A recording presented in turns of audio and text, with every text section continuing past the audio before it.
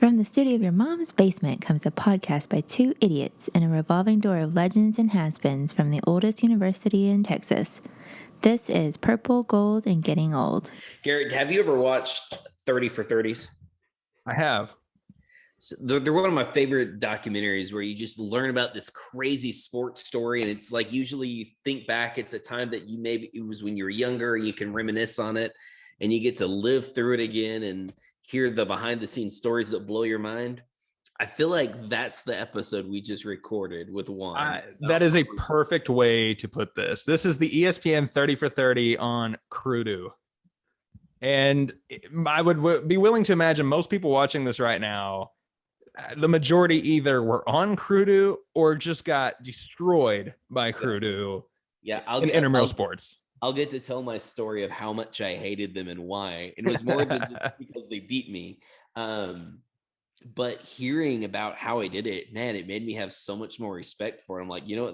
That's awesome, actually. Yeah. I loved it. Yeah, that was cool. It was cool getting to tell them about the Kane Taylor movement and everything that went on around those teams. It was great. Yeah, and then getting to hear about their experiences when they left the little island of UMHB, yes, what they saw. So it was kind of kept quiet. I had heard it didn't go well, but we will find out how it went. Exactly. Yeah, really cool. Ladies and gentlemen, please welcome to the podcast coaching legend, Mr. Juan Thomas. Juan, what's happening? Nothing much, man. I'm excited to be here, boys. You know, it's like a nice little reunion with the purple and gold getting old. Like it doesn't get much better than this. Yeah, it just gets older. It just gets older and older, like a fine wine. Yeah, man, are we allowed to have that at UMHB? I'm just kidding. So only once you graduate. That's right. You know, I did ask. I asked Weathersby one time. I was like, "Hey, can we have duels on campus? Like, is that cool?" And he didn't give me an answer, and he just kind of gets this twinkle in his eye, and he goes, "You know, I'll let you know if you want to know where you can actually get real beer on campus." I'm like, "Yeah." Beer's house. I love that. I love that so much. Juan, do you remember? It was either our freshman year or it happened right before our freshman year, and they were still talking about it. They had to like restructure how they looked at faculty and staff alcohol use because the Temple Telegram had Baucom's picture drinking wine at dinner. Yeah, it was like a big deal. It was a couple of professors that were like caught on like news articles or like out in public living their life and had drinks in their hand, and it was like, oh my God, there's alcohol in there. Like, it's amazing to me that story could happen in my lifetime. It just feels like that's something that would happen in like 1955. Yeah, not like in the year of 2000. Anytime. Like just a college president had a glass of wine out with his wife. That should just let people know just how riveting our college was. That is a headline. That's a headline. It's sort of a segue. I like to tell everybody how people on here met, and Juan is actually one of the very first people I met in my college experience. We both lived in Gettys, which at the time, actually, I think they still call it the ghetto. Yeah. And I don't know if you've seen a previous episode here or not. I interviewed ABC with C-Rob and Danny McFarland and all them. And when we were on the episode, I told those guys, I said, I went there recently and they've remodeled all of campus, put all these new buildings in. And I peeked in the window at Gettys and they haven't touched anything. It would be sacrilegious for them to do any updating outside of repainting those prison cell walls white. Like that would be the extent of what you're allowed to do. It's kind of like a historical thing. What's funny, I think those guys said the exact same thing. Yeah, they did. I think they put like a fake plant in the lobby, and that was like the attempt at decorating. You change the fake plant at least once every 10 years. You know, you got to keep it fresh. Well, some people grew real plants in their rooms, and that is why we had the infamous pot rate of 06. Juan and I were studying over at Burt with some folks, and we walked back over. Actually, I don't know if you were with me that night or not. I wasn't with you. I was actually in Gettys for the raid. I was in the computer lab, and I smelled it, and I'm like, oh, I know what that smells like. And then like 5 minutes later, all hell broke loose. I was like, okay, well, this is fantastic. I'm gonna go. Any listeners who don't know, if I remember, I think it was like Big Country let off a firework or something, and like they got on the intercom, and I didn't know we had an intercom at Gettys, but I learned then. And they were like, you have a 10-minute grace period to get all illegal paraphernalia out of your room. And from what I understand from the RAs who told me, there was like a trail in front of every room of everything you can imagine. And of course, a lot of it was on our hall. But that is where my friendship with Juan began. Not by growing plants, but by living in that dorm. Living in the greatness as Getty's. It'll make you stronger or it'll eat you alive. Either way, I think they say the same thing about prison. I'm not sure. Well, Juan, kind of tell us, we kind of give everyone the option, either talk about, what you've been up to lately or take us back to your UMHB journey, kind of do whichever order you want to go in. Yeah, I mean, I'll say like where I'm at now. So cool. I'm an IT seller now. I'm a IT specialist selling at Microsoft Cloud to commercial customers all over the US. So a bit of a nerd now in my life. Never would have thought I got into sales, but that's everyone who's in sales. Never thought we'd get ourselves into sales. Well, you actually, when I left AT&T, I think you moved to the store I'd worked at. Yes, right afterwards doing sales. Yeah. All right. See, yeah, because I was at the Temple store, so maybe it wasn't the same. So store. I did like I was like put there for like a period of time. Like they needed backup, so I worked that store for like a very small period of time. It's a good way to put it. I was put at a couple of stores. I was peppered into some spots. I was put in Copper's Cove for a month. Listen, not everybody has a great history in the past. Some things you just omit. But no, so yeah. So that's where I'm at now. I'm currently living in Austin, Texas. Currently in the market of buying a house, and for anybody who's familiar with the Austin area, it blows. So that's an accomplishment. That's an accomplishment. It's a headache and a half. Basically, anything from New Braunfels up to Waco right now. Facts, man. Like it's just like hope and pray, be prepared to never win any bid, and just pray a lot and drink a lot more. Sometimes on this podcast we talk about like what we learned from UMHB and what we took with us, and a lot of times it's not what we learned in the classroom. So I sort of wonder if you learned how to sell okay working in Getty's or living in Getty's, because you said Getty's it either makes you strong or eats you alive. Well, I think sales is the same thing, because speaking as someone who was eaten alive. You learn to be light on your feet. And I think that's what Getty's kind of keeps you light on your feet, because any day you will not be able to predict how your day goes. It's the things that I've seen in Getty's, the things we've done. I mean, we took the entire couch out of the living area and put it outside and just like camped outside like this was a perfectly okay normal thing to do. I think Dave Fry was the RD. No. Dave was gone. I can't remember who the RD was after Dave. He came by and he looked. He was like, "Y'all really just take the whole couch outside?" I'm like, "Listen, we'll put it back, but yeah, it looks exactly how it looks." And this is the greatest decision I've ever made in my life. I don't want to divert from your story too much, but there are two things. I ran into Mike Gobert recently at a game here in town, and he and I were both laughing over two instances. One where those guys, they took it was either a bra or bikini top, who knows, in that dorm, and they strapped it from one door to the one across the hall, and they were launching water balloons at everyone who went to class that morning. And the other was, I forgot the guy's name. He was on the football team. He had this mean face. Like he just looked like you didn't want to mess with him.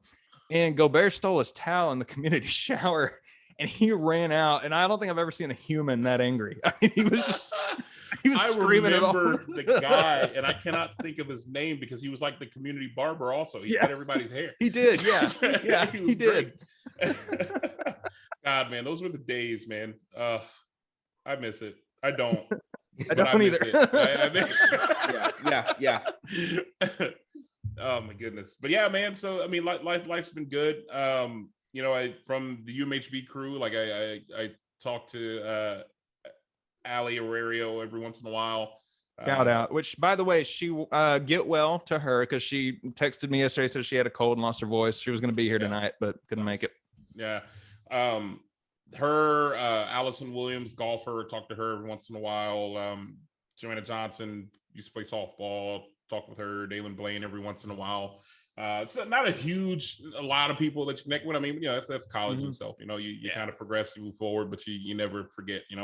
I find it funny with UMHB being such a small school. It's less of I went to college with these people and more of like I was in a fraternity with these people and sorority because like it's the stories that you remember were everything outside of the actual schoolwork, and it's such a small school, so it's just like, dude, I know everybody who I went to school with for those 4 or 5, however long you were in the area. Even if you were out of school and lived in the area, you still knew everybody was there. So it was good times, man.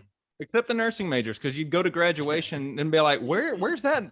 A third of the people in here, I don't. You got 2 years with nursing majors. You got 2 years. You got their freshman year and you got their sophomore year. If you're lucky, you'll see them a pinch their junior year and then never again.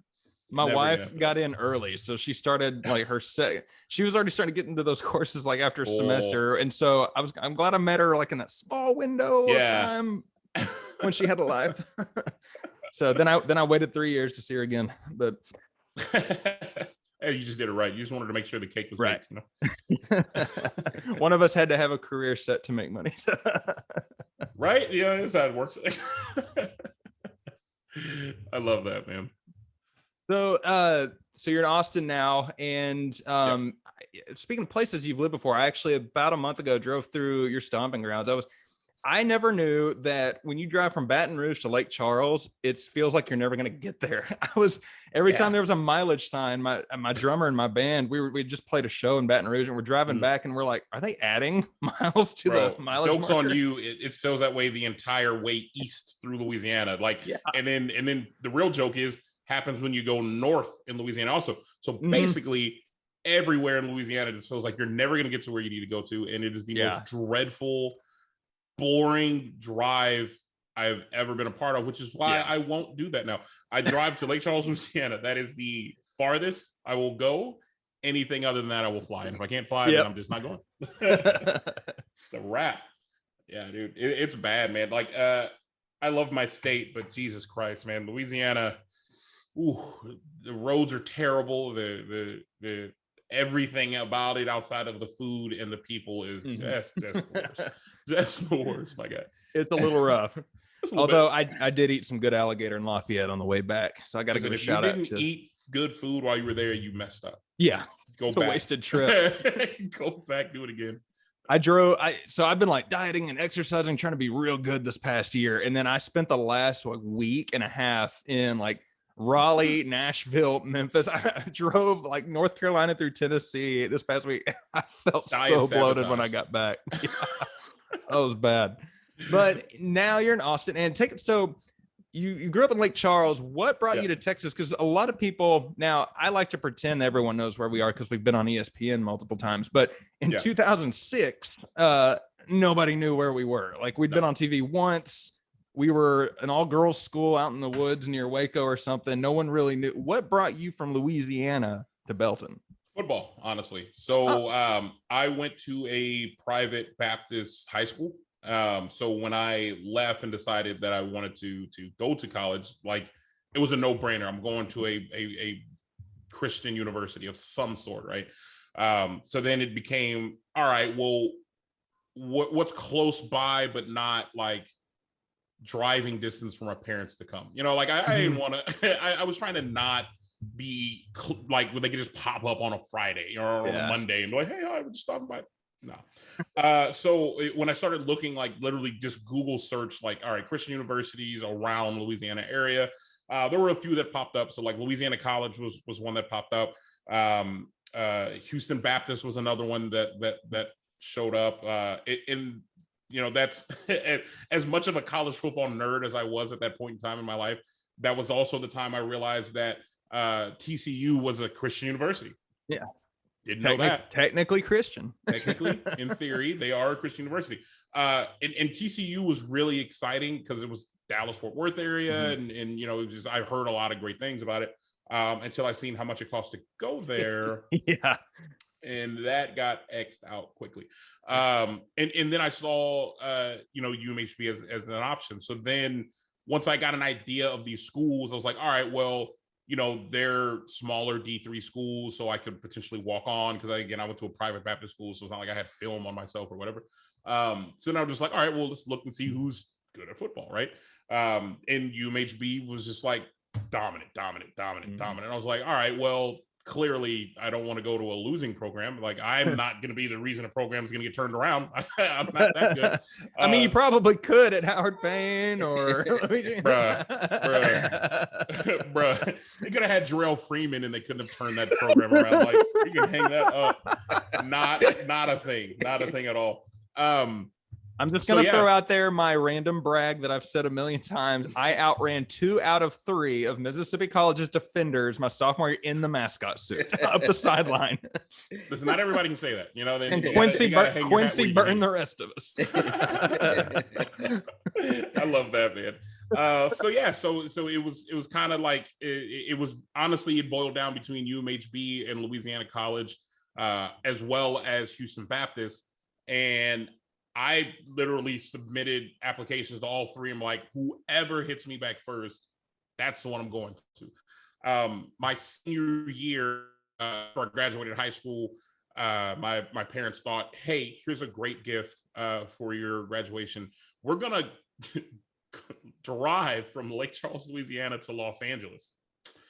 Because that's what every high school kid wants to do, is to spend 4 or 5 hours in a car with your parents on your summer before you're leaving the city that you grew up in. So on that drive out there, on the ride back, we like did a tour through all of these colleges. So we hit UMHB on the way back, and then we went up to HBU, and then dropped down into Louisiana College and came back. All of that driving was just the worst. Once I got to Louisiana College, I was like, can I just go home? Like, I don't even want to be here anymore. But it was funny. And it's funny how God works. I loved Louisiana College. Loved the campus. It was such a, like, I guess growing up already, like in Louisiana in a small town, like Belton's a small town, bruh. Louisiana College is a small town. Like, I mean, you've seen the football stadium. It ain't nothing that tells you what that Pineville is like, right? Mm-hmm. But I really wanted to go to Louisiana College.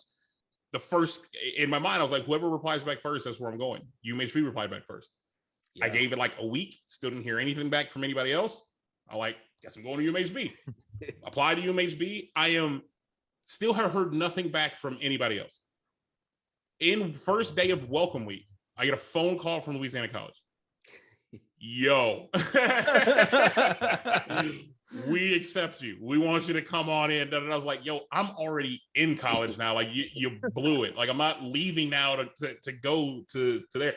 And then the first day of class, I get a call from HBU. Hey, we're not taking you. Can I just say, having worked for HBU for 3 years, I could totally see them screwing up like that. I literally asked the lady at HBU, I'm like, yo, how are you not having classes today? Like, what's the game plan here? Why are you calling me now?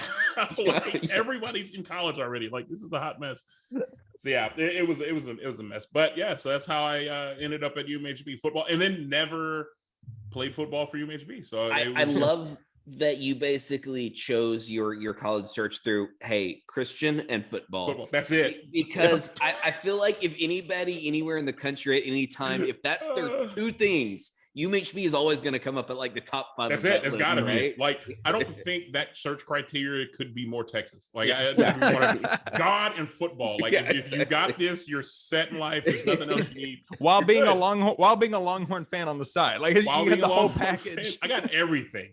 Being from Louisiana, still being a Longhorn fan, like, it was meant to be. It was meant to be. Which at the time was probably a lot more fun than it is the past couple of years. It's got the last decade and some change. Like, Jesus Christ. Gosh, yeah. There's a reason I drink.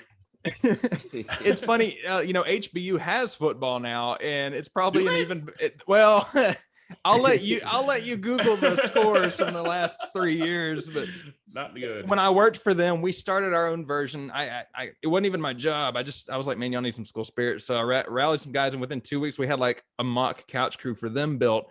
Nice. But the role became different instantly. It was kind of like Howard Payne level football, but trying to make it fun. So it's kind of like instead of mocking the other team, we were making fun of ourselves the whole game. And Wow. it lasted like a year. Self-deprecation sometimes is, like the thing that rallies people together. I'm a Longhorn fan. I can relate. Well, and you didn't just end the whole sports legacy with choosing a school over, Christianity and football. That actually kind of takes us into the big highlight of what gave us the idea for this episode, because Tyler had the idea for this one 3-4 months ago. He's like, hey, we should get a CruDoo episode together. And if I remember, I think CruDoo started I hated y'all so much. Everyone hated y'all us. were like the New England Patriots or Alabama. It was kind of like there was respect and hate mixed together. Ron Burgundy, I hate you, but I respect you. And my level of hatred ran even deeper after. So this, I didn't oh, they're CruDoo, they beat everybody. But then you recruited away my friend, because we had a friend, Seth Prohaska. Oh gosh, yes. I always had intramural soccer was always what I did, and our team just sucked. And we had this guy that we met that transferred in that had been playing Division I soccer, and I'm like, I've got the ringer. We've got this, guys. And he's like, yeah, I guess I could join y'all. And then the day before the first game, or whenever there was a deadline, he goes, hey man, I'm joining. Tyler, were you on the team with Hannah and Rachel? 1 year, but that's not this year. That was when I'd given up trying to be good. Because I remember Hannah and Rachel, we'd go see all their games, and there was a whole group of us that would show up just to watch them play. And I remember the night they played CruDoo, and Seth had just joined, and Hannah and I weren't dating yet, but I was already very close to her. Then that's the year we played together. Yeah. But I was already really close to her and Rachel, and I was like, hey, I'm here to support y'all. Y'all gonna do great. Go get them. And they walk off the. I'm like, they're gonna get killed. And then Seth walks up wearing all black, just jamming. He's like, yo, I'm gonna go kill this. I was like, yeah, probably. I love that all black. So for those that don't know what we're talking about, take us to the beginning of CruDoo. What started that? Because it lasted 3 years? 3 years. So crazy enough, and I cannot remember for the life of me the name of their team. But Kyle Spiegel, our freshman year, they had a football team, and their team was, only thing I can remember, their team was in red. And it made me see red. I hated it. That's the reason CruDoo existed. Without any other reasonings for me putting a team together, it was because I hated them. Was that Owendowski's team too? Yeah. Ryan Owendowski, Kyle Spiegel, a couple other people's on it, right?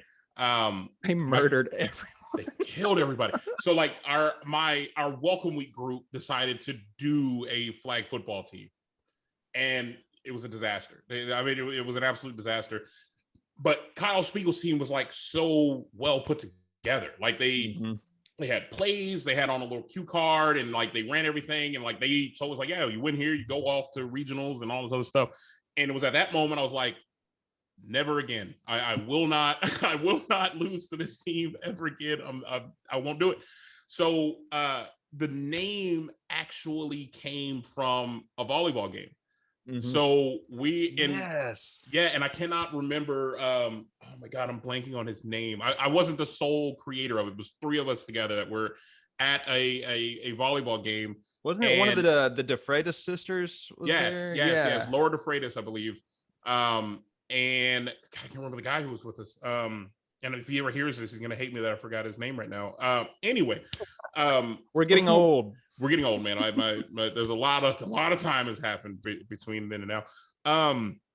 So we're watching this game, and then I remember Laura looks over to me. She's like, "Dude, you're from Louisiana. Can't you do some voodoo shenanigans to cause this team to lose or something like that?"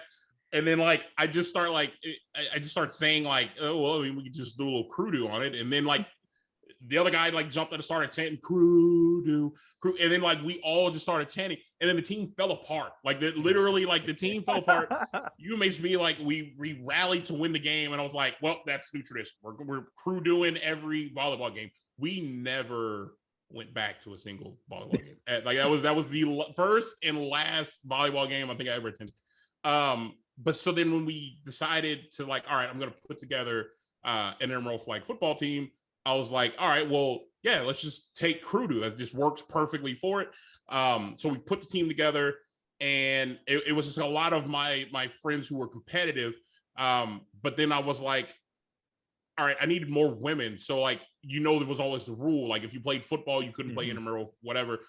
In certain sports, you couldn't. So I was like, well, let's just go get like softball players. Like it's not their season. They're athletic, so they can just come in and it'll pick up. Like I just need you to catch.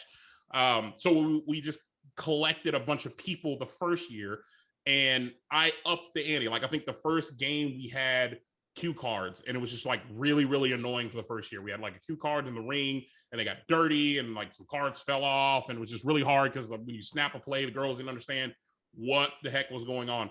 Year 2 was when I just felt bad for everybody else, because then it just became no longer fair for anybody at this point. Because I was like, I'm just going to invest actual money into this and not expect anybody to pay anything in return.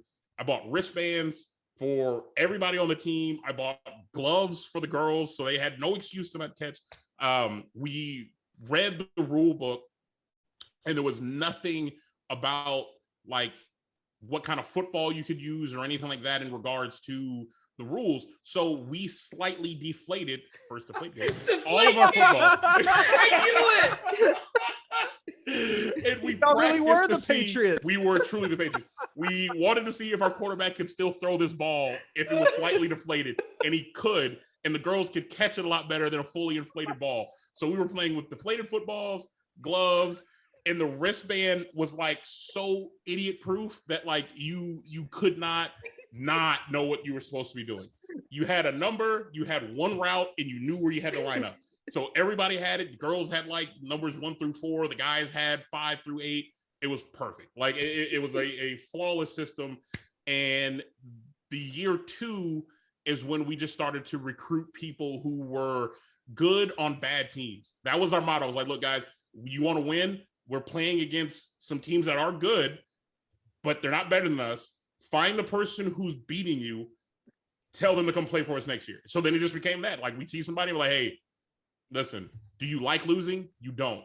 So come join. Cammy was Cammy Lilly was a great example of that. Like, she was so frustrated with her team. Mm-hmm. She was on a team full of people who just wanted to have fun and just not really care about it. But she's like giving 100%. I'm like, come play with us. Like put all this BS to the side. Come join us. We'll have a ball. That then transpired into like other sports. People were like, are you going to do like a soccer? I'm like, well, let's take the same motto. Let's just get people who are on bad teams, put them on our team, build out. You stole my friend. Stole your buddy. We did the same thing in softball. We had so many people for softball. We had 2 teams. Then it became the idea of like, CruDoo is not just like an intramural sport. We're a franchise now. Like, we are going to franchise ourselves in every intramural possible sport. The only one we agreed we'd stay out of was basketball because we just did not have the talent. I knew we didn't have the talent, so we were out. But yeah, man, we were in everything. The second CruDoo baseball or softball team was called Do Crew. We just flipped it. Yeah, I remember that. And that confused me. I thought somebody was making fun of y'all when I heard that. And I was like, no, bold it's move. Just the second team because we just had too many people who wanted to play. I'm like, well, we got enough to fill 2 rosters. And even like Do Crew was like, CruDoo finished first and Do Crew was like third. So it was just like, it was fantastic. It was the best thing I could ask for as the owner of as a big time franchise. Tyler, I think that's the biggest reveal we've gotten on this podcast so far, other than maybe we had some good ones on the Hardy Hall episode. I mean, not Hardy Hall, Presser Hall episode, but that one might have topped it. Well, if all it takes is a Subaru to vacate a NCAA championship, I'm thinking Deflategate can vacate some intramural championships. We didn't break any rules. Now, here's the crazy thing, right? So this was the humbling moment, and this is like what really sucked and the things they don't tell you about regionals. Y'all thought we were bad. Like, everybody was like, can you believe y'all run plays and y'all actually practice? I'm like, oh, calm down. We practice like once a week. Bro, San Angelo State is infamous in the regional flag football tournament. Now, you win regionals, you then go to nationals. And regionals was held at Stephen F. Austin. San Angelo State do not party at all during season. They are on a very strict diet during season. They film all of their practices. They break film down. Like, It is legitimate. Like if you watch them, it's mind blowing. It was absolutely mind blowing. We were the worst team in all of the, like, I think there was like 12 teams in regionals. We were terrible. We should have never went. We wasted so much of UMHB's money to go to this tournament because it was a disaster, my guy. Were y'all up from the smallest school out of the 12? Possibly. Yeah. Because I mean, everybody was there. A&M was there. UT had some presence there. Tech was there. It was all in the southern region, so I think it stretched from Texas, Louisiana, Mississippi. All came to Stephen F. Austin to do this, and like, so I mean, it was just some insane talent that we went against, and like that was when we realized, like, okay, we're out of our league. All right, fair enough, fair enough. And year 2, we had the audacity to think, nah, we know what we're getting into. No, we did not. We did not. There was a girl we went against. I don't think she was from San Angelo State. It was some other team. But like this other team had all female pass rushers. And I swear all the girls ran a 4.3 40. It was the disgusting thing ever. You could not escape them. You could hang it up. One of the girls like picked the ball right off our receivers, like our quarterback's hand. Like he goes to throw it. It might have left an inch off of his hand. She just jumped up, grabbed it, ran it in for a touchdown. I'm like, well, you gotta go. This is not for us. Mistakes were clearly made here. It was no good. But man, it was good times. Covered the scouting and how you, because I was going to ask how you got all the top players and everything, because and Tyler's example of stuff. Yeah, it was perfect. I watched every game. I had written down you had a clipboard, and I cannot remember. Did you have a headset too? Because if I remember, you had like a lot of the gear, but I can't remember. It was an Xbox headset or something. So I had a clipboard for our games because I had just the sheet with our plays on it as well as defensive plays. I didn't want a wristband to have to keep flipping through it. Yeah. So I had all that. So I would call in the plays as they come from the clipboard. Now it was powder puff football that we brought out the headset for unnecessary reasons. And then they let me coach our sophomore, junior, and the senior year. And I just used the same wristbands we used for CruDoo on all of that, which is why we won it every damn year. I will say the class of 2010 pissed everyone off for so many reasons. Like, A, we would win, but B, you had a coach with a clipboard and a headset. On the other side, you had Nathan Berryman and me cross-dressed with propane shakers that we stole from the couch crew shed. Just like we would follow the sophomores and the seniors. We would just like heckle them so bad. Somebody did not know the assignment. No, and I remember the angriest anyone got was, I think it was the class ahead of us, and I think this was right after our sophomore year. And Nathan and I just relentlessly, every time that's the same two people had the ball, we would go, "Don't be sad, don't be blue. We beat you in stunt night too." And we would just do that with the shakers. And I just remember y'all killed them. It was bad. It was not a good look. I just remember Dean Martin. Rest in peace. He came to the game, one of our games, and he watched. We did I never forget this play. So we practiced it several times. We did our version of the hook and ladder, and Allie was the pitch receiver on the hook and ladder, but she was faster than Lauren, like in timing. So timing was terrible in practice. We could never get it. Like Lauren would catch it, in time she'd catch it and turn, like Allie's behind her.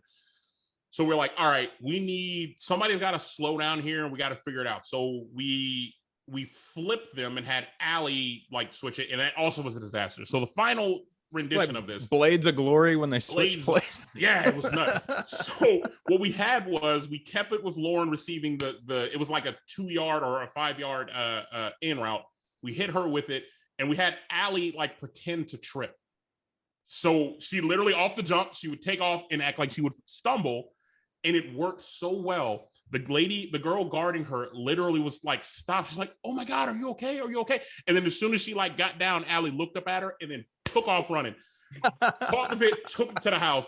Dean looked at me, he's like, did y'all just run the hook and ladder? He's like, yeah. He's like, that was a mistake, right? Like, no. And I showed him the play, like, no, it's the play we called. He's like, okay, this isn't even fair. And he just walked off and said, oh my God. It makes sense. Sometimes the most successful intramural players are the ones that are made to look that way. Like, I think Yeah. The best play I ever had, because they were few and far between. I can actually remember this.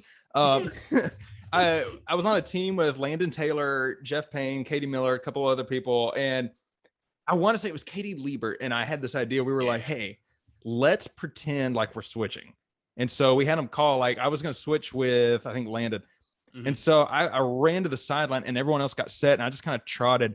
And whoever was coming off just kind of didn't. And so I was still on the field, and they snapped the ball. No one was. So I just beelined down, and nobody was on me. But I think that was probably the only, the only other one that wasn't necessarily successful was we were playing Matt Hurst, and Matt Hurst had been the backup quarterback at Baylor. So this dude was a beast, and he was on Kane Taylor's team. Yeah. And I was on Andy Pipes' team. Pipes was like, all right, team huddle. Pipes gets us together. He says, they're one score from run ruling, and they're going to get it. Tackle them. Just find your man and just tackle. So as soon as Hurst snapped the ball, we just pile drived everybody on their team. I threw Kane on the ground. Everyone's cracking up laughing. And Matt, I look over and someone's got him by the ankle.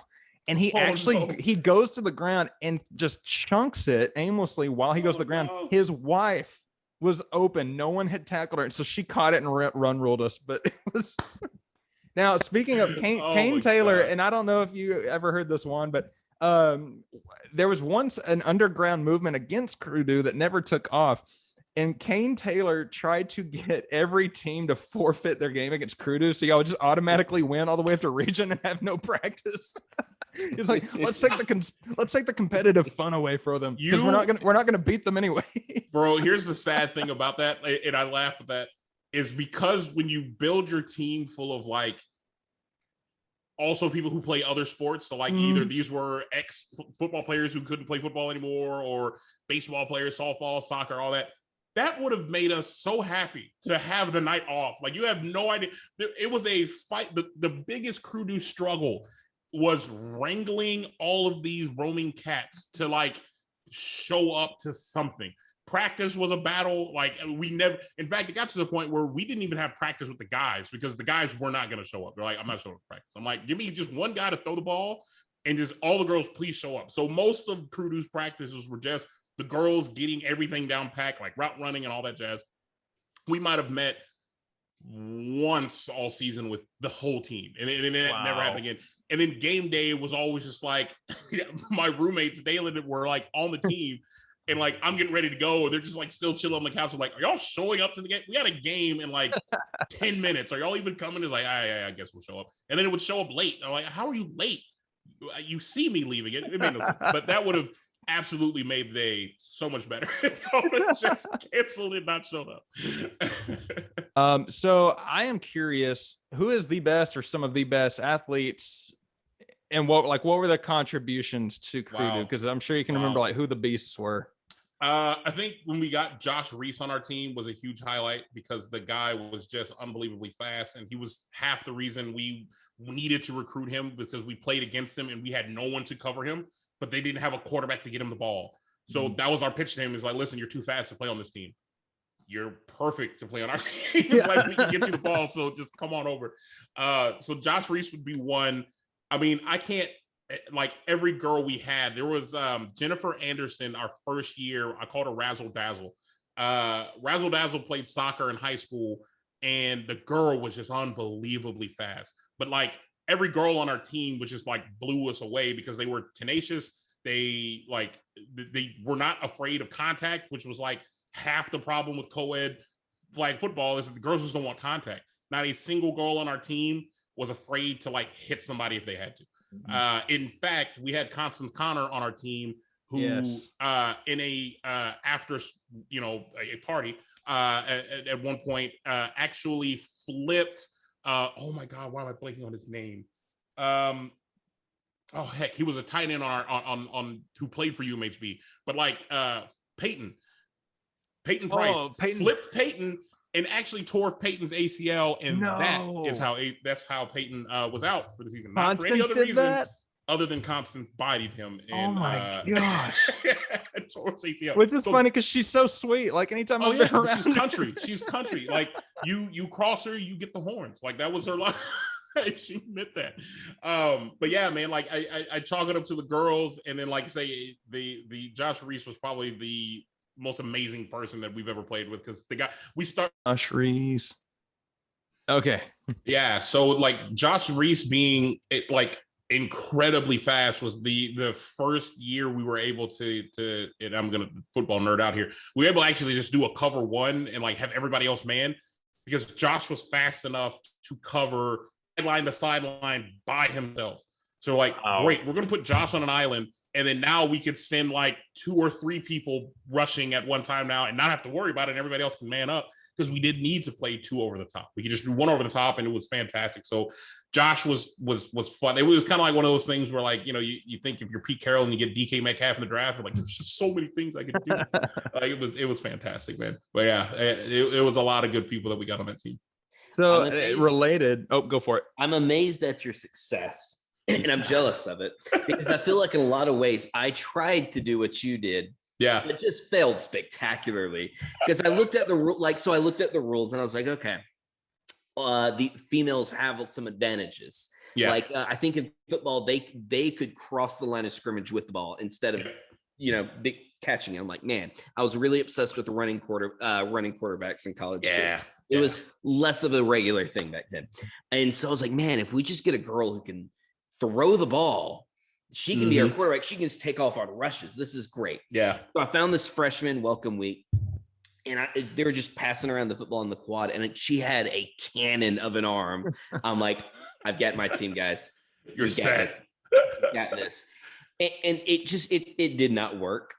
She could throw very far, but deciding when and where to throw to, it turned out to actually be really important. Yeah, it's kind of a big deal. It's weird. That's such an important thing. Could you tell Texas A&M that? That'd be great. And the other part of it is our receivers.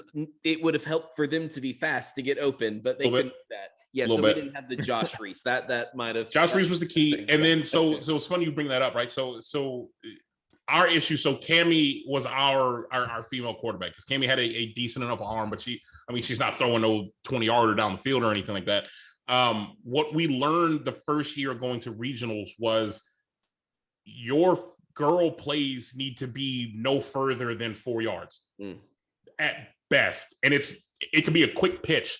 So we started creating plays where it was just a quick pitch. The hook and ladder was also our girl play, right? Like, because we needed to figure out shorter routes of never getting ourselves in a closed and long position. How can we make it to where almost every play is open? So the quarterback's job on every series was girl first, guy second. The guy was your second read. The girl's always your first read. And then we drew the girl routes up. They were all short. Something short right in front of them, so we can just get the completion and get to where we have an open play. We got a free play to do what we want. So it just took a lot of that kind of manipulating and kind of like just figuring out how can we make sure we never corner ourselves to where we had to. And then on reverse of that, when we're on defense and our opponent forces themselves into a closed play, all right, all guys man up on the girls zone. Like, there was no point then to have them do anything else. So like, you just kind of pepper that out, and it ended up working for you a little bit, you know? So I saw an interview a couple of years ago before Kiss announced their farewell tour that Gene Simmons and Paul Stanley said, Kiss could go on without the 2 original members, as long as the songs stay the same. I'm like, yeah, nobody's going to go watch that. Nobody's going on that. What I'm wondering is, whenever you no longer managed CruDoo, because I never really saw how long it went. Did anyone try to keep it going afterwards? I gave the bag to Brian Holloway. Oh, okay. Yeah. Yes, I remember. Because Brian Holloway helped us get Brian Reese, because they were tight. So I'm 90% sure that's who I gave it to, but or Josh Reese, sorry. But I don't know. Like, it's funny how, like, when life hits you, the second I was gone, I was gone. Like, nothing else mattered. I was like, okay, great, do whatever you got to do. Like, I got to go figure out how to get paid and like start life and all that jazz. But I don't think it went that well, because the thing that like wasn't talked about in CruDoo, and what I don't want to be that person like patting myself on the back, but the one thing I'm proud of myself with is managing egos and managing like the talent. Because when you start, right, you start recruiting all of these people who are the best ones on the teams that they were on, and you bring them over, or these like real athletes. Everybody wants the ball. Everybody wants to be active. Everybody has a voice of what they want to do. Everybody believes that they know the best route. And the reality of the situation is, I wasn't a professional coach. Like, I didn't know what I was doing. Like, this is my first, I've never done this before. This was my first time kind of. We played Madden. Madden, exactly. My highlight of like plays I would create were things that run like, can I take this to flag football? Let's try it out. A lot of trial and error. But what helped was keeping everything a communal decision for the most part. It was, when it came down to like, all right, guys, I think Michael Beach was our quarterback. There were a lot of people that didn't like Michael Beach as quarterback, and they would voice these opinions. And I was like, okay, well, here's the reality of it. Raise your hand if you want to play quarterback. Crickets. Nobody wanted to play quarterback. So like, if you don't want to play quarterback, shut up. Because you're not giving me an out. You're not helping. You're just criticizing. Give me a solution. When it would come to like plays that we create, I'm like, all right, guys, here's a new play that I'm thinking about. What do we think about this? My roommates being, all of them were, Lee Munn played football. So like, I would run a lot of things through Lee. I'm like, Lee, what do you think about this? Do you think this would work? He's like, butcher this, change this, cross this out. And then Tony Castillo and Dalen Blade were my other two roommates who played on the team. So like, I would take stuff to Lee, and then I would bring them to these guys. I'm like, what do you think about this? Do you think this would work? And they were like, yeah, I think you would try it out. So then I would go to all of my girls in the text. I'm like, ladies, here's what we're looking at. What do you think about this? Here's my idea for it. So like, everything I ran through it, so everybody felt that they had a part of it. There was a lot of that behind the scenes work to try to make sure everybody was happy, everybody showed up.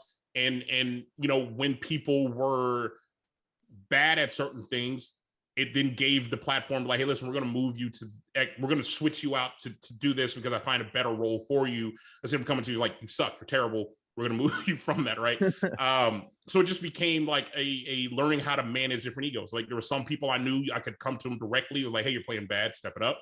There were others that was just like, okay, well, I know I can't tell them that because I'd lose them forever. So I'm just going to like slowly rotate them out more than others and have them play other things so they won't know, or let's not run that play because I know they're not good at it and they're not going to give up their number to somebody else. So I'm like, all right, we won't do that, and hope and pray they're off next week and won't show up.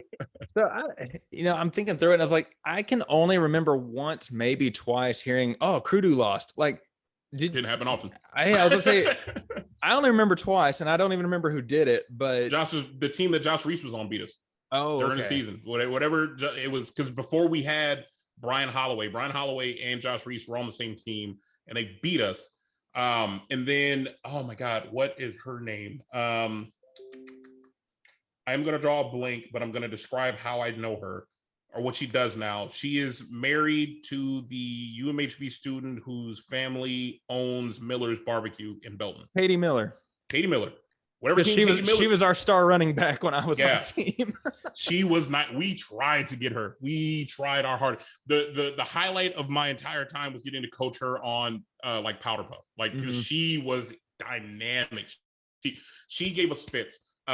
She almost single-handedly beat us. What year did she beat y'all? I think it was the second year of CruDoo, but it was during the season. We never lost in the playoffs. So that was always our bit. Like, yeah, you can beat us regular season, but you're not going to beat us. That was it. Cause I was on her team the first year of CruDoo. I was like, I think I would have remembered if we beat y'all, but But it's like you said, it got to the point where if we ran out of ideas, it's like, just give Katie the ball. Because our only chance. She was as fast, if not faster, than our guys. She burnt Dalen on a play, and like, we never let Dalen forget that. Like, you remember when you got beat by a girl real bad? Like, she made you look real bad. Allie used to, I wish she was on so I could just remind her of it. Allie like demanded to guard her. And like, I literally had to go to Allie, Allie, you cannot cover her. I don't get, like, you can't, like, as much as you think you can, I'm sorry, you cannot. There is not a girl. We had to literally start shadowing her with a guy because no girl could cover her on our team. I was like, I can't man up on this girl because no one's going to be able to help. I can't zone because she'll just run through the whole thing. So I'm like, all right, girl, man her, and whatever guy is in that area. So like, there was a lot of times we would do that where we would just do 4-guy zone. It was 2 high, 2 mid, every girl would man. So then it was just like a lot of chaos. Guys could run wild, but like, it was just so chaotic for a quarterback. They couldn't like really figure it out. So for her, we couldn't rush. Every time we played them, it was like, we can't rush because we need another guy to watch this girl at all times.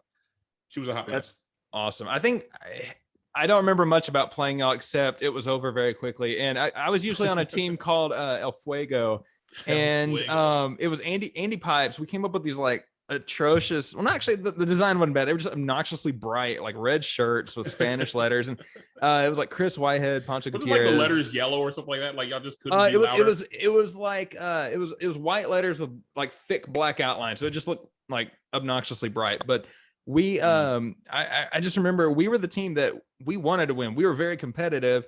And then in the second half, you'd see us just trying to have fun. Well, we were actually pretending we were just, we're just having fun. It was killing us that we couldn't compete. It was like Chris Whitehead could fire up a team, and he and I would just get left open in the end zone. It's like, dude, throw to one of us. Like, one of us will catch it if you throw it. But throw it up there.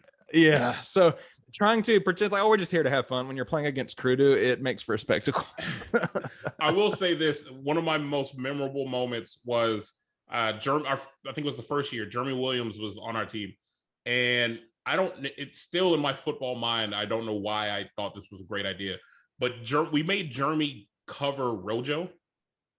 Rolando Johnson. He used to be a safety for UMHB, and like his eligibility ended our freshman year, so then he could play like my sophomore year, and he was on, I forgot what team he was on. Man, for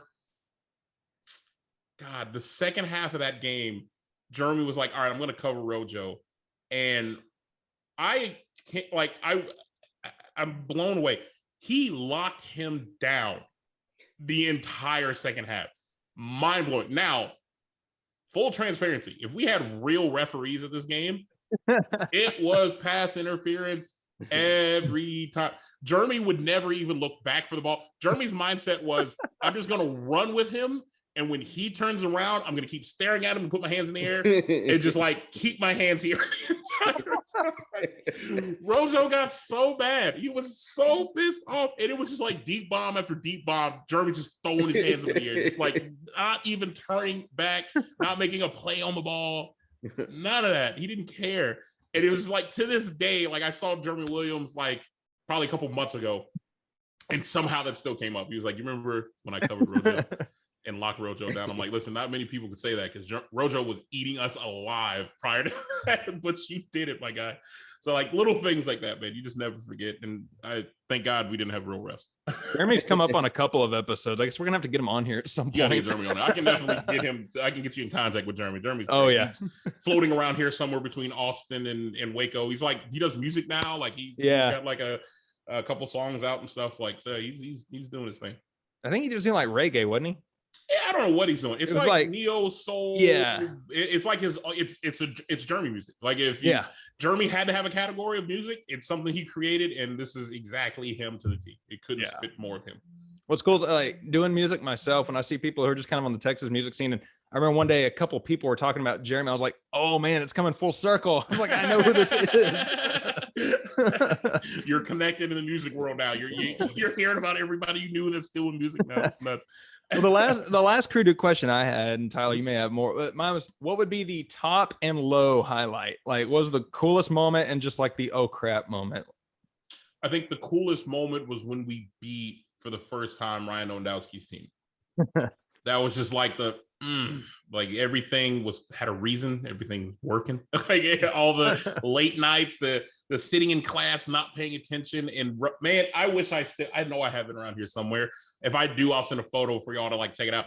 I still have the notebook that so I would do school notes in the front half of it, and then I'd flip it to the back half and just write plays. I would just literally sitting in class, like, all right, here's 7 dots. Let me line them up here. This was the motion. No, it's not gonna work. Scratch it out.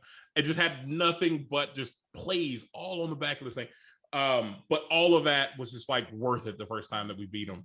And then the cherry on top was that year. Then when we won the whole thing, and we're like, we're getting to go to nationals or going to regionals. It was like, this is great. That was the peak.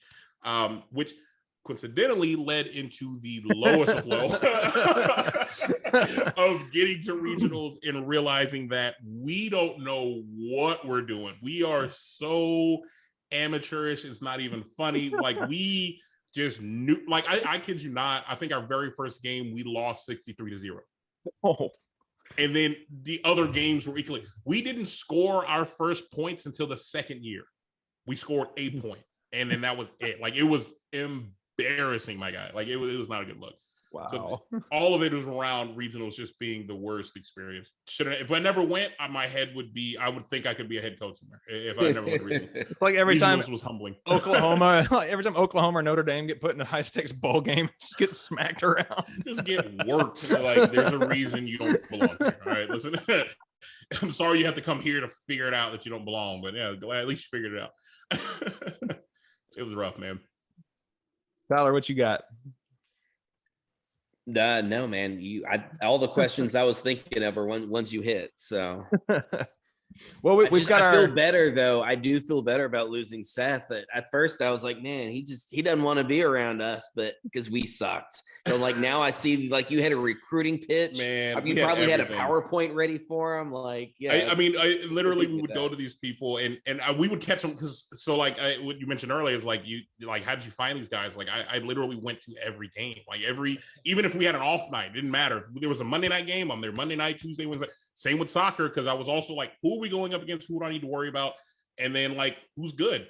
And I would catch them right after a loss. Like, I would look at the losing team, who's the best person on this losing team, walk up to him, like, listen, hey, I'm not, the season is what it is. You signed up for this team, but if you want to win, I got a spot for you on CruDoo if you want to come. Simple as that. I can't remember. I've had one person turn us down only because they were just like, no, we want to beat y'all. I'm like, all right. Well, good luck. It was really hard to not be arrogant in that moment. Like, all right, well, okay.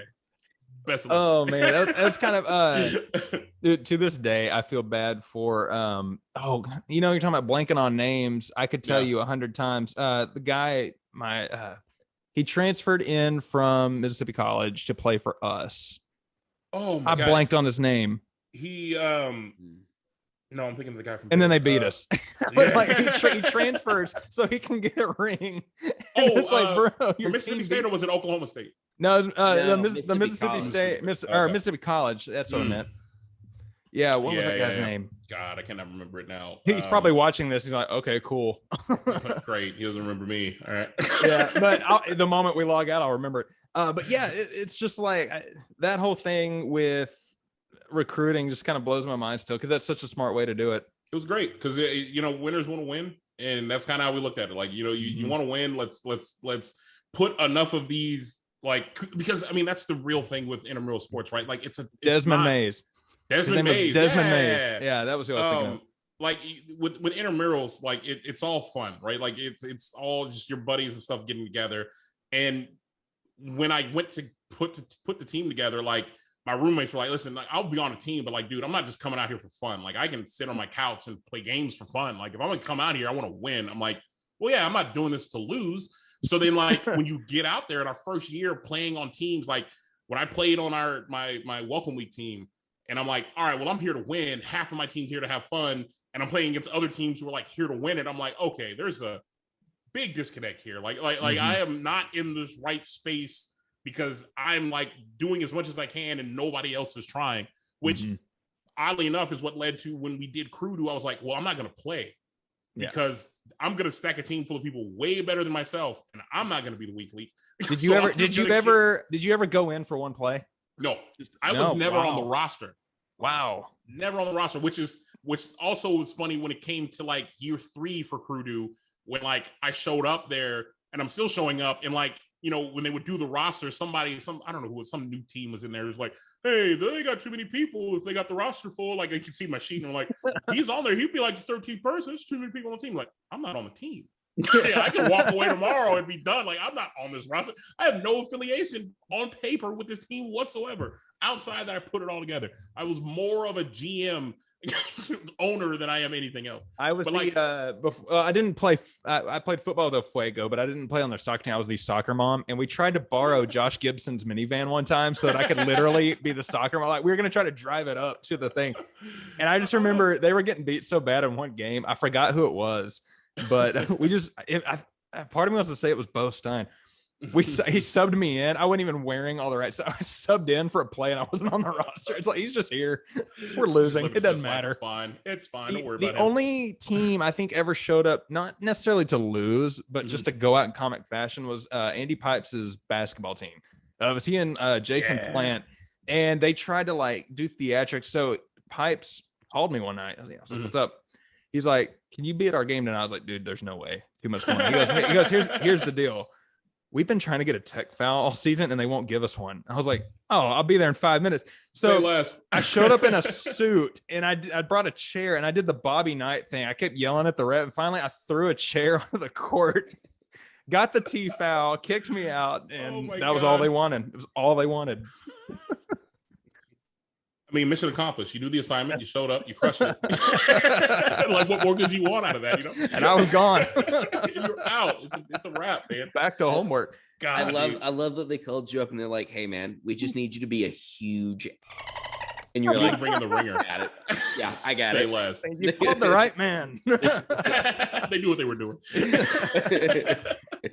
My God, we do have a couple of questions that we ask every guest. Yeah, Tyler, you want to take them? Yeah. So during your time at UMHB, what was the tradition you enjoyed the most, and what was the tradition that you wish you had taken part in the most, looking back? I think like the coolest thing was like right around like graduation time with like the ring ceremony, the ringing of the bell, like all that aspect to me was just like the coolest thing, right? Like even just like now, like when you go back and you kind of walk through, I don't even know what is that area called now? The stadium and like the students, I guess the new student union, I guess. Yeah, Bockham Student Union. Yeah. When you walk there and like there's a hallway you can walk down and you have like all the photos of like all those events, like those traditions and stuff like that. Like to me, that was like the coolest thing, because it was like, for me, it was so historically present, if that makes sense, right? Like like just to see it and realize like everyone's done this from every year to go up to it. Honestly, the thing I hated the most was crew nights. Honestly, I did not enjoy any aspect of like watching crew nights, being in crew, like seeing any of it. Like I wasn't in it, but like watching it, and like I did not enjoy crew nights. Not one bit. Not one bit, man. It was rough. What's one you wish you'd been in, or like something you wish you'd participated in? Oddly enough, I wish I would have participated in the Easter pageant.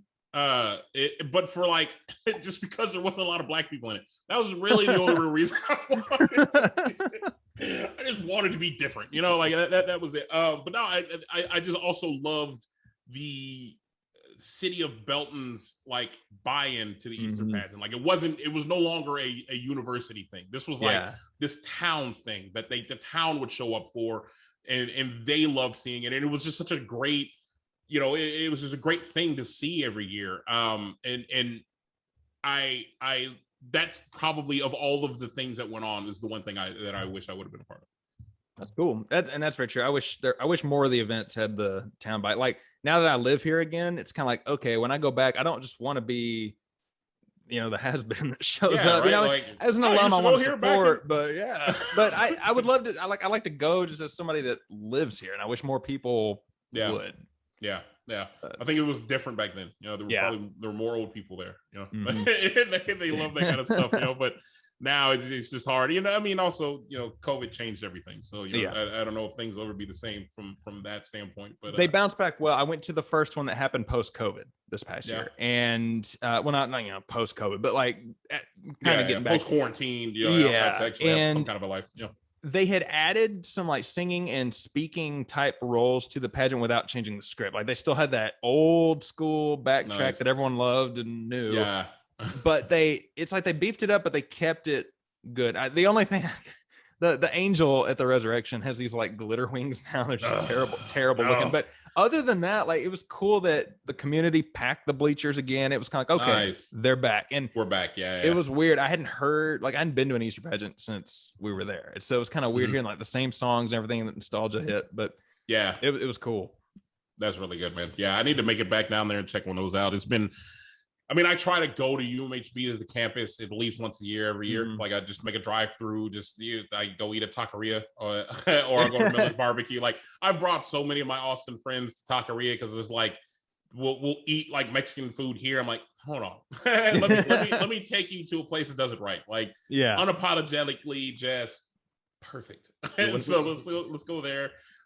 Same with Miller's Barbecue. Like Miller's Barbecue, like before they blew up, right? Like I mean, I was a student when they were in the taxidermist, like wondering, is it the food that like, is it the meat that they just like stuffed, or is it actual?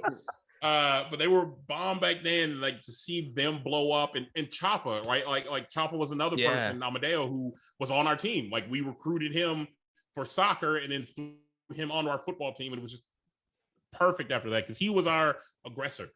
He was the one to get our fouls for us, because if anybody was going to get pissed off in the game, it was going to be him. If anyone was going to piss somebody else off, he was the chief. He talked the best trash of anyone I know. Some people's just like a master at it, just like a masterpiece of just crap talking. That was him. But like UMH, like Miller's Barbecue, like he's now like a pit master there, and like watching that whole thing is why I bring people there. Like it's really cool to see these people that I went to college with that are still there. And if I think in another life I'd have stayed in Belton if things would have progressed. But like I tried to make it a mission every year, at least once or twice, to go there for any reason, just to see the campus, to drive through it, or get food, or whatever it might be, because it's why I am who I am. It's as much a part of me as anything else in my life, and it's a period of my life that I can honestly look back to with a smile every time when I think about it, regardless of how things ended or whatever that might have been. That's a really good way of putting it.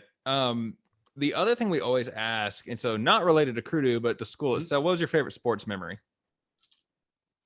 Oh, my favorite sports memory was the game we never went to. So when we were supposed to go to Delaware. Oh yeah. I remember this. We were going to road trip to Delaware for the playoff game. And like a few days prior, it's Allie's birthday. And like we're all of those hesitant to like talk to our parents about this because it's a road trip to Delaware and it is snowing in Delaware. It's very evident it's snowing. And we were going to eat. I don't even know why we didn't want to take the bus that was free, but we were going to like take Allie's boyfriend's truck to drive to Delaware. And that didn't happen. We segued, and instead of all of our parents for many years believed we went to Delaware. We went to Pensacola, Florida instead. We just got in the car and went to Florida. We never made it. We never went to Delaware whatsoever. Spent like 4 days in Pensacola, Florida. One of our friends, Yurix Shirley, had a friend who had who was in the military, who had an apartment, who wasn't there, and she like got access to the key or something like that. And like, yeah, man, we spent the whole days like beaching it up, doing all this, like live the best lives, with none of our parents realizing that we were there. And it's not until like, you just get older and you realize like, had something happened, no one would have found our bodies. Like no one, they would have been looking in Delaware. I think I'd have been the only one that knew. Hands down, the only, because not even our friends like in Belton knew where we were. Like no one knew where the heck we went. Well, we just went to Delaware, and then we come back, and people were like, "How's the game?" Don't know. Terrible. We lost. Terrible. It was the worst. Like, it actually was. I think we got like that was Wisconsin Whitewater, if I wasn't mistaken. Wesley. Yeah, Wesley. That's right. Because that was the year. I don't think we played Whitewater second. They played us parent weekend, and that was when they beat us 7-3, and they scored on the opening kickoff. It was brutal. I just remember like, oh my gosh, I was writing a paper because the whole reason I didn't go on a trip with you, I was like, I had to like, it was a make or break paper for me. Yeah. And I'm in the middle of writing. I was like, I'm bored. I pull out my phone. I texted Allie. I was like, well, mine and Tatinda's plane is halfway to Delaware. I mean, it took 2 seconds later. She's like, are you freaking kidding me? Like, and I was like, no, I am in the Getty's computer lab writing a stupid paper. I am not going to Delaware to agenda. Oh my God. Yeah, dude. That was nuts. Yeah, that was hands down my collegiate highlight. Like that was it. The sporting game that never happened. Never made it to Delaware. Totally forgotten about that. Still got photos of that trip. It's great. Heck of a time. Casper came with us. Yeah, right. Casper, Allie, her boyfriend, Brian, Eurixa, and myself. Oh man, we almost ran out of gas on that trip. That was the first time I realized, like, when your gas tank says you have 0 miles till E, you got a little more time. You got a little more time, because we are it's like 2 a.m, and her boyfriend's truck is on, like, been on E, and we watched that thing go from 1 to 0, and we can't find a gas station anywhere. And this is like like everyone had a smartphone. Yeah. We also had flip. So it's not like you can just find a gas station. Man, I still had the flipper. We are just like rolling up and yeah, dude. I had the Razor. That was actually my phone, the Razor. And we thought it was like pretty cool because it had a front like screen finally. So stupid. So then we finally we rolled into a gas station, and like when we got into the gas station, this truck killed. Like at the pump, man. We're like, thank God. Where were y'all? Because there's no worse place to like break down than Interstate 10 between anywhere and anywhere. Like literally pine trees on either side. Bro, I couldn't even begin to tell you where we were. I can just tell you it was desolate. Yeah. And the first gas station we pulled into was like a Sam's Club, and like they shut their pumps off at night. So then we was like, well, this isn't good. So then when we rolled out of there is when we had like 1 mile to eat. I'm like, man. Let's hope we make this. This is not looking good. Oh my gosh. Good times. Tyler, can you think of anything else? No, this was an amazing episode. Yeah. Like I'm blown away by all the twists and turns. It's not how we thought we would get here, but this is amazing. You know what I think would be a great fundraiser opportunity, and I don't know what we'd be raising funds for. A fundraiser softball game between CruDoo and Reggie's Kids. Shout out to Kane Taylor and the Reggie's Kids. Yo, I'm down. Let's get it together. But let's do it. We can students would look out at this new intramural field about, where are all these old people here yelling at each other? Running really slow. Like, what's happening? Can we get them off our field, please? Awesome. No, I'm so down for that, man. And I also, before I forget, shout out, you have a podcast of your own. I do have a podcast, and I would love to get you guys on it come our second season. So the name of our podcast is The Daily Convo. The joke is it's a weekly podcast, and it's me and a buddy of mine, and it's funny how it kind of started. So I'm still a huge video game nerd, and like every night I'm in a chat party, and I've got buddies that I've literally been talking to since my sophomore year in college. Some I've never met, but I know everything about their life, right? But we find ourselves like having real life conversations, right? Like as you mature, as you grow up, there's just like things you deal with, and like you talk to your boys about it. So our chat parties end up being real life conversations from ranging from relationships to deaths in families to sicknesses to members dying in the group. So it's like all of these heavy things and funny, goofy, things that we talk about. That one of my good friends and I just decided, you know what, dude, let's just make this a show. Like there's something here, and I think we can use our platform to talk about the things that we talk about, that you talk about with your friends, right? That you wonder other people's perspective on it, right? That's our show. And it ranges bunch of different topics. Our first episode was which is kind of like an introduction, and it was funny that we never recorded it. It's the greatest show that never happened because no one heard it. But we did it live. So we do a live video stream every Wednesday at 8 p.m. We're not doing it this Wednesday because holidays. But every Wednesday 8 p.m. on Twitch, Daily Convo. And the second episode was our weight loss journey. So like I've had a kind of a traumatic thing happen in my life, and it just kind of got me on trying to eat better, be better, work out, and do that. And he's in a similar boat in itself. So we kind of talked through that. Our second episode was on race and culture. My buddy's Jordanian, and I'm surprised, black. So Wait, what? I know. Listen, just don't cut me from your show. I need this. No. We use that show to kind of talk through it. We literally just wrapped up a 3-part series on relationships. The part 1 was like friendships and like, what do you value? How do you what do you look for in a relationship? When do you know this person is like an associated moving to like your best friend and what that means? The second one was dating life, right? Like, what are you looking for in a partner? What are these things? Third part, which I thought was very interesting twist, was how do you merge the two, right? Like you before you met your person, you had your friends and this was your time and this was everything. And then you meet your person and now like, you can't just like, hey friends, bye, right? Like, how do you balance and prioritize that? So we bring guests on. We have a female correspondent because nobody just wants to hear 2 guys talk all the time. And then we start bringing in guests and stuff like that. So our next episode after the holidays is the IT industry. So I've been in IT, my buddy's in IT, and a lot of people ask us, how do we get into it? What's the pros and cons, all that jazz. So we're gonna have that. We got another guest coming in who currently lives in DC, who's another friend of ours who's an engineer. So it's a good show. I think we have like 4 or 5 more episodes to go, and then we're gonna take a little break and then start season 2.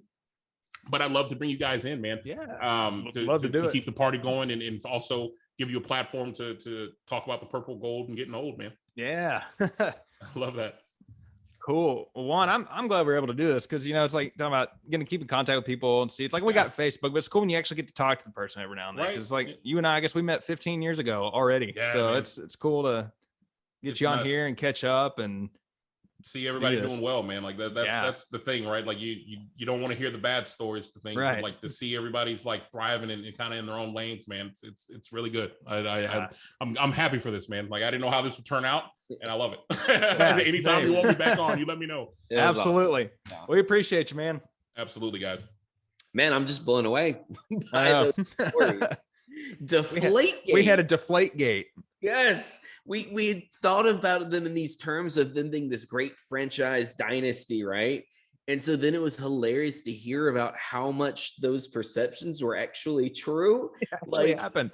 He actually did Deflategate, like the Patriots dynasty, this Bill Belichickian figure in our, imaginations, like actually thought that way. It was like, yeah, I'm a GM. And it was amazing. I was, blown away. So cool. And I had completely forgotten that a group of people going to a crew game in Delaware ended up in Florida instead. I had forgotten all about that. That was another mind blower. That's hilarious. Road trip stories to sports games are some of my favorite stories to tell. But to hear that one, that's something completely different than I ever experienced. Can I make a sports confession? It's like the flakiest thing I've probably ever said about UMHB sports. What lately is, I was so nervous that we were going to lose to Trinity last week that I got relieved when we won. I forgot I don't know who we play next. I haven't even looked at the bracket to see. Because it doesn't matter. It's Huntington. Oh, okay. It's an easy win. Yeah, they don't matter. Better be. Yeah, I had a feeling Trinity would bring it, but didn't bring it enough. I'm not. Did you see all the arguments I get in with HSU fans on Twitter this week? You did. It was golden. Yeah, man. They kept coming back for more, and I'll be a child again and argue with people when it comes to HSU. So. Well, speaking of coming back for more, I hope everybody will come back for our next episode because as for right now, it's 9:24 and the podcast is over. HSU still sucks. And they're not in the playoffs.